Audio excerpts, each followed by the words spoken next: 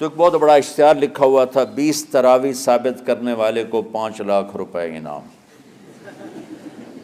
کہ کس قدر بے وقوفی ہے اور کس قدر احمقانہ یہ امت کی باتیں ہیں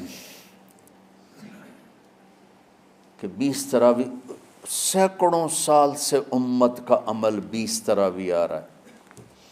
تراویح کا نام جو پڑھا مجھے یوں لگتا ہے کہ اہل مکہ، یعنی اہل مکہ جو تھے نا، وہ 4 تراویح پڑھ کے ایک طواف کرتے تھے،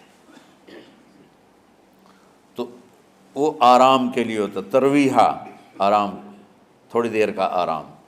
تو 4 تراویح کے بعد ایک طواف کرتے تھے، وہ چھوٹا سا طواف 10 منٹ میں ختم ہو جاتا تھا، اور پھر 4 تراویح پڑھتے تھے، پھر طواف کرتے تھے، پھر 4 پڑھتے تھے، پھر طواف کرتے تھے۔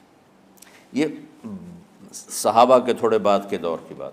تو مدینے والوں کو پتہ چلا کہ مکے والے تو یہ کرتے ہیں، وہ کہنے لگے اساں کی کریے؟ انہوں نے کہا اسی 40 تراویح پڑھیں گے، 40 رکعت۔ وہ 40 رکعت پڑھتے تھے۔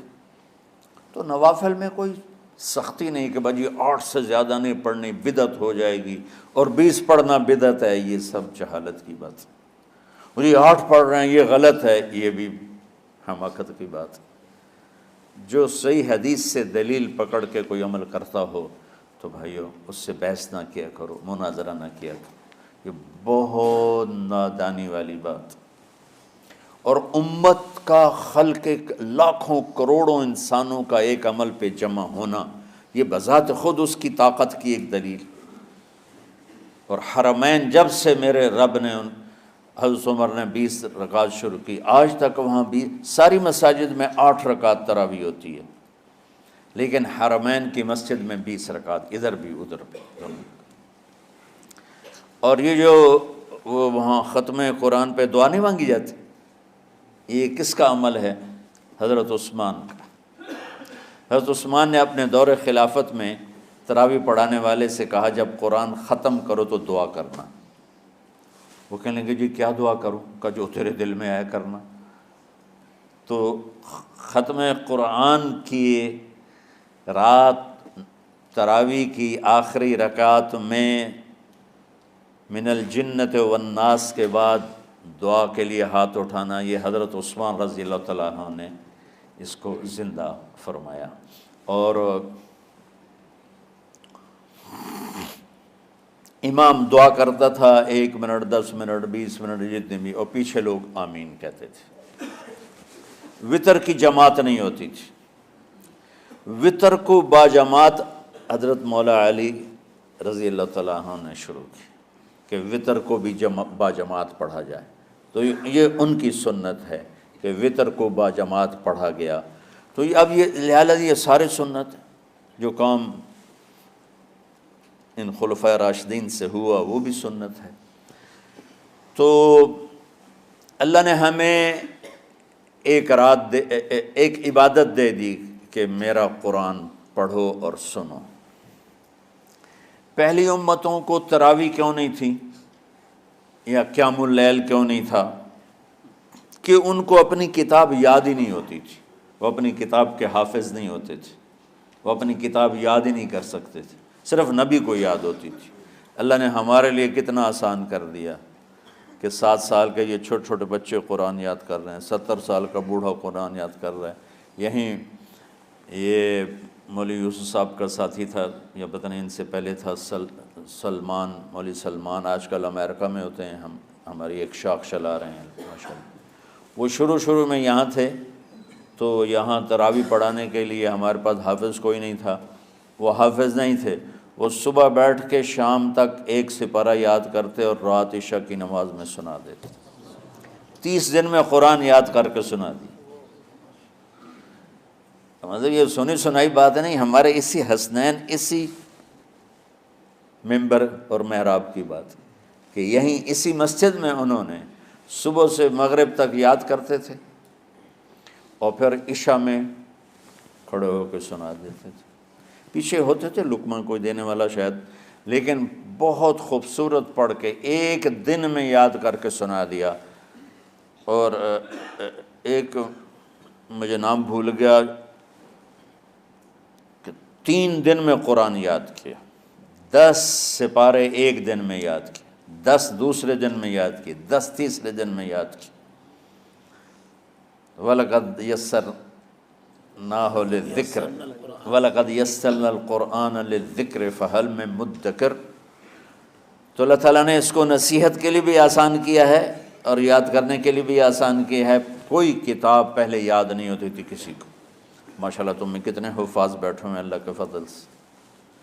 اور جب میں ذرا ہمت میں تھا تو میں 3 دن میں قرآن سنتا تھا تراویح میں، 10 سپارے ایک رات میں، 10 سپارے اس سے اگلی 10 اس سے، پھر ہفتہ ہو گیا، پھر 10 دن ہو گئے، پھر اب 15 دن ہو گئے، اب 20 دن بھی ہو جاتے ہیں۔ شروع میں 3 دن میں، اور یہیں ہمارے مدرسے کے بچے جو مجھے سناتے تھے اور ماشاءاللہ کہیں نہیں اٹکتے تھے۔ ایک تو اسلام آباد میں ہوتا ہے اور ایک اب جنید ہے وہ امریکہ میں ہوتا ہے۔ تو اللہ تعالیٰ نے اس طرح، اور ادھر اور کراچی میں اشعار لگے ہوتے ہیں، 10 دن میں قرآن ختم، 1 ہفتے میں قرآن ختم۔ یہ وہاں اشتہار لگے ہوتے ہیں، بھئی آپ ہمارے پاس آ کے تراویح پڑھیں، ہم ہفتے میں قرآن ختم کر دیں۔ ٹھیک ہے، تو اللہ نے ہمیں رات کی نماز عطا فرمائی، اور چونکہ یہ ایک مشقت ہے تو میرے نبی نے کہا یہ رات کی نماز کے ہر سجدے پر 1500 نیکی لکھی جاتی، 1500 نیکی لکھی جاتی۔ اور اللہ تعالیٰ ہر سجدے پر جنت میں ایک محل بناتا ہے جس کے 60,000 سونے چاندی کے دروازے ہوتے ہیں، اور ایک درخت اس کے لیے لگاتا ہے جس کے نیچے 100 سال گھوڑا دوڑ سکتا ہے۔ تو رمضان کا اہتمام آپ رجب سے شروع فرما دیتے تھے، جس کو ہم آج صلاۃ التراویح کہتے ہیں۔ میرے نبی کے زمانے میں اسے قیام اللیل کہا جاتا تھا۔ تراویح کا نام کب پڑا اس کا تو مجھے پتہ نہیں، کہیں نہ کہیں لکھا ہوگا، لیکن صحابہ کے دور میں اس نماز کا نام تھا قیام اللیل۔ اس لیے حضرت عائشہ رضی اللہ تعالیٰ عنہ کی روایت ہے جس سے 8 رکعت والے حضرات استدلال کرتے ہیں کہ رمضان اور غیر رمضان میں، اس کو امام بخاری نے قیام اللیل کا ہی عنوان دیا ہے، آپ نے 11 رکعت سے زیادہ نماز نہیں پڑھی۔ ایک ضعیف روایت میں ہے کہ آپ نے 3 دن پڑھائی نماز، یہ تو صحیح روایت ہے۔ کتنی رکعت پڑھائی؟ تو ایک ضعیف روایت میں ہے کہ 20 رکعت پڑھائی۔ اچھا، ضعیف روایت سے عبادت ثابت نہیں ہو سکتی، حکم شرعی۔ تو جب حضرت عمر رضی اللہ تعالیٰ عنہ نے سب کو، اب میرے نبی کے دور میں 3 دن کے بعد آپ تو آئے نہیں کہ کہیں فرض نہ ہو جائے، تو صحابہ اپنے طور پر قرآن سنتے تھے ٹولیوں میں۔ صدیقی دور میں 2 سال وہ فتنوں میں گزرا، تو اس میں بھی اسی طرح چلا کہ ٹولیوں میں ہوتے تھے۔ حضرت عمر رضی اللہ عنہ کے زمانے میں حکومت مضبوط ہو گئی، طاقتور ہو گئے، تو ابتدائی سالوں میں نہیں، چند سالوں کے بعد اب مسجد میں تشریف لائے تو لوگ اس طرح کوئی 4 ادھر 4 ادھر 5 ادھر 10 ادھر 20 ادھر، تو کہنے لگے ان کو ایک امام پہ جمع کر دیا جائے تو کتنا اچھا ہوگا۔ تو آپ نے سب کو اکٹھا کیا اور ابی بن کعب رضی اللہ تعالیٰ عنہ کو امام بنایا، اور سب کو ایک نماز پہ جمع کر کے 20 رکعت کا حکم عطا فرمایا۔ تو حضرت عمر کا یہ عمل اس حدیث کو مضبوط کر دیتا ہے کہ چونکہ میرے نبی نے کہا علیکم بسنتی و سنت الخلفاء الراشدین من بعدی، کہ میری اور میرے خلفاء راشدین کی سنت پر مضبوطی سے عمل کرنا۔